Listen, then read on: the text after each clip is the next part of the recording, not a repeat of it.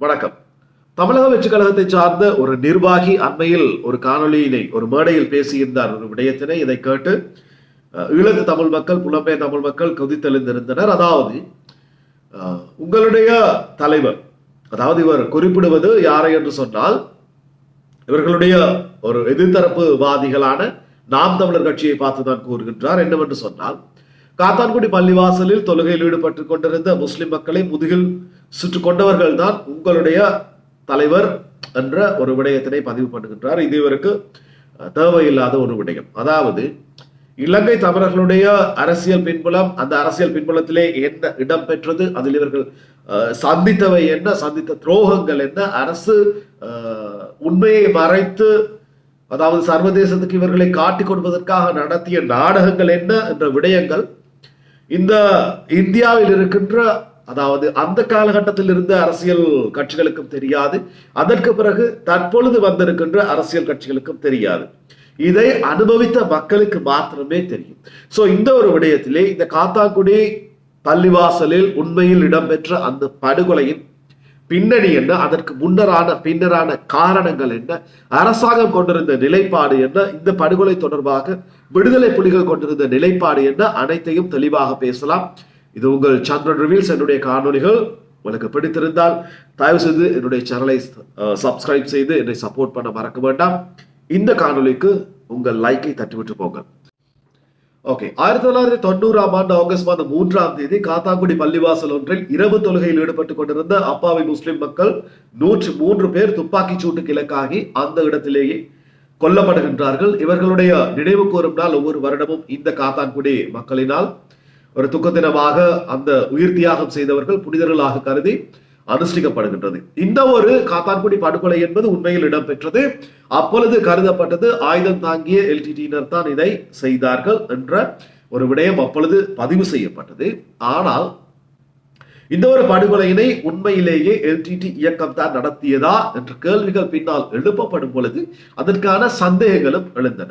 அது ஒரு பின்னணியை தான் நான் விவரிக்கின்றேன்.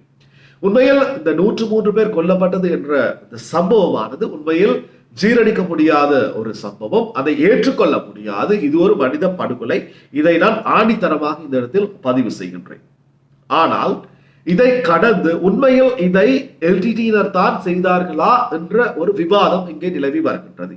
ஏனென்று சொன்னால், இந்த விடுதலை போராட்டத்தை பொறுத்த அளவிலே இந்த கிழக்கு மாகாண பகுதியில் இருந்து முஸ்லிம் மக்களுடைய இந்த பங்களிப்பானது, எத்தனையோ வீரர்கள் இந்த விடுதலை போராட்ட, அதாவது விடுதலை புலிகள் இயக்கத்தில் சம்மதப்பட்டிருந்தார்கள், தொடர்பு பட்டிருந்தார்கள். எத்தனையோ வீரர்கள், எத்தனையோ தலைவர்களை, முஸ்லிம் தலைவர்களை இன மத பேதம் பாராது ஏற்றுக்கொண்ட ஒரு இயக்கம் தான் அந்த விடுதலை புலிகள் இயக்கம். அதே நேரம் இன மத மொழி பேதம் பாராது தங்களுடைய ஒரு பூர்வீக நிலத்துக்காக உயிர் தியாகம் செய்த எத்தனையோ முஸ்லிம் போராளிகள், இஸ்லாமிய போராளிகள் இருக்கின்றார்கள். இன்று வரை வரலாற்றில் இடம்பெற்றவர்கள் இருக்கின்றார்கள். சோ இந்த ஒரு நிலைமையானது இலங்கை அரசாங்கத்திற்கு ஒரு பாதகமான ஒரு காரணியாக இருந்தது. ஏனென்று சொன்னால், தமிழ் முஸ்லிம் மக்கள் சாராரும், இந்த இரண்டு இனங்களும் இணைந்து இந்த ஒரு போராட்டத்தினை வலுப்பெற செய்தால் நிச்சயமாக அது அரசாங்கத்திற்கு இன்னும் ஒரு பேரடியாக வந்து மாறும் என்பதுதான் இங்கே அரசாங்கம் கொண்டிருந்த ஒரு நிலைப்பாடு. ஓகே, அதற்காக இந்த தமிழ் மற்றும் முஸ்லிம் மக்கள் மீது ஒரு வெறுப்புணர்வை உண்டாக்கி இவர்களை பிரித்து வைப்பது என்பது அரசாங்கத்தினுடைய அப்பொழுது மிக முக்கிய தேவையாக காணப்பட்டது. முக்கியமாக ஜனாதிபதி ரணசிங்க பிரேமதாஸ் அவர்களது காலத்தில்.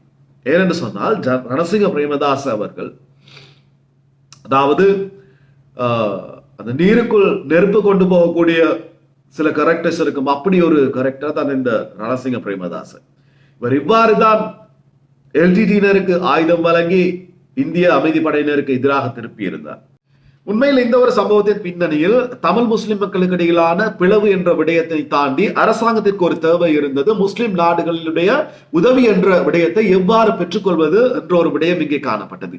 அதற்காக முஸ்லிம் மக்களை பலிக்கடாய்களாக மாற்றினார்களா என்ற ஒரு விவாதமும் இந்த ஒரு விடயத்திலே இருக்கின்றது. ஏனென்று சொன்னால், முஸ்லிம் மக்களுக்கு ஒன்று நிகழ்கின்றது, ஒரு அநீதி நிகழ்கின்றது என்றால் தான் முஸ்லிம் நாடுகள் இலகுவாக முன்வரும், ஈஸியாக முன்வரும், ஆயுத நிதி கொள்வனவுகளை அவர்கள் வழங்குவார்கள் என்ற ஒரு கணக்கு அரசாங்கத்திடம் இருந்தது. உண்மையில் ரணசிங்க பிரேமதாச அவ்வாறு கணக்கு போடக்கூடிய ஒரு தலைவராகத்தான் வரலாற்றிலே எங்களுக்கு தெரியும்.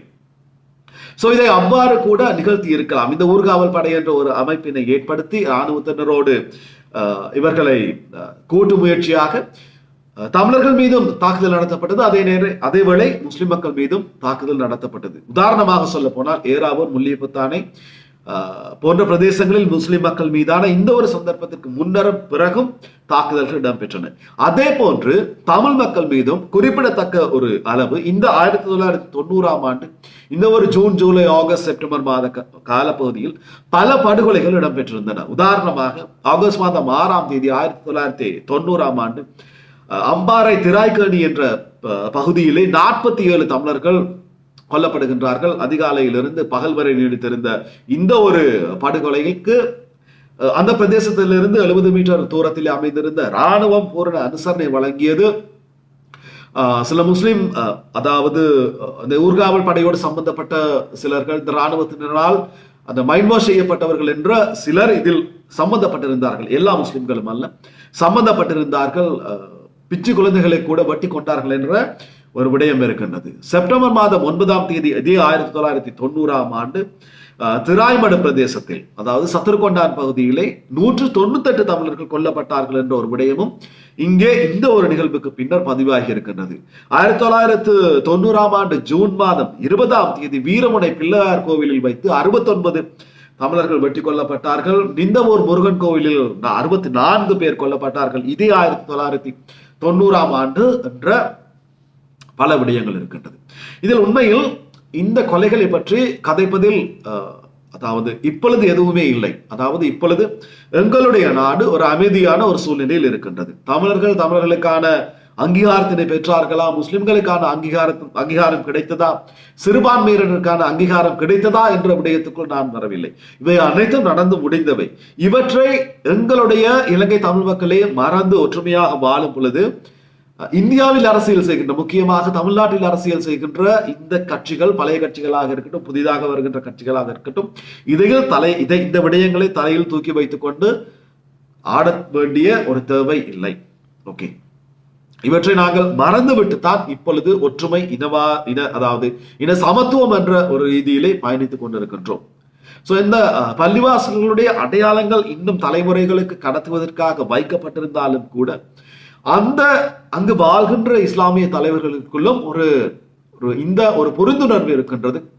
அதாவது சிங்கள பௌத்த விகாரங்களை கூட யாழ்ப்பாணத்தில் அழிக்காத எல்டிடியினர் எவ்வாறு இந்த ஒரு விடயத்தை செய்திருக்கலாம்? எல்டிடியினருடைய அந்த ஒரு டார்கெட் ஆனது, இலக்கானது இராணுவம், அரசாங்கம் என்றே தான் இருந்தது தவிர சிங்கள மக்களாக கூட, சிங்கள மொழியாகவோ அவர்களுடைய அடையாளங்களாக கூடவோ இருக்கவில்லை என்பது தெளிவாக முஸ்லிம் தலைவர்கள் கூட உணர்ந்து பேசிய காணொலிகள் எத்தனையோ வலைத்தளங்களில், சமூக வலைத்தளங்களில் இருக்கின்றது. சோ எங்களுக்குள்ளே இந்த இன பாகுபாடு என்ற பிரச்சனையை நாங்கள் தூக்கி பிடித்து கொண்டாடவில்லை. தயவு செய்து தமிழக வெற்றி கழக உறுப்பினர்கள் யாராவது இதை பார்த்தால் அந்த ஒரு நபருக்கு இதை கொண்டு சேருங்கள். இந்த ஒரு காணொலி உங்களை கவர்ந்திருந்தால், இதில் நான் சொன்ன விடயங்கள் தமிழ் முஸ்லிம் மக்கள் உண்மையாக கருதினால், ஏதோ ஒன்று இருக்கின்றது என்று நினைத்தீர்களானால் இந்த காணொலியை அதிகமாக பகிருங்கள். உங்களுடைய அந்த அனுபவங்கள் எதுவும் இருக்குமாயின் இந்த ஒரு சம்பவத்தோடு தொடர்புடைய தயவு செய்து இங்கே பதிவிடுங்கள். சந்திக்கின்றேன் இன்னொரு பதிவில். அதுவரை விடைபெறும் நான் என்றும் உங்களில் ஒருவன் சந்திரன்.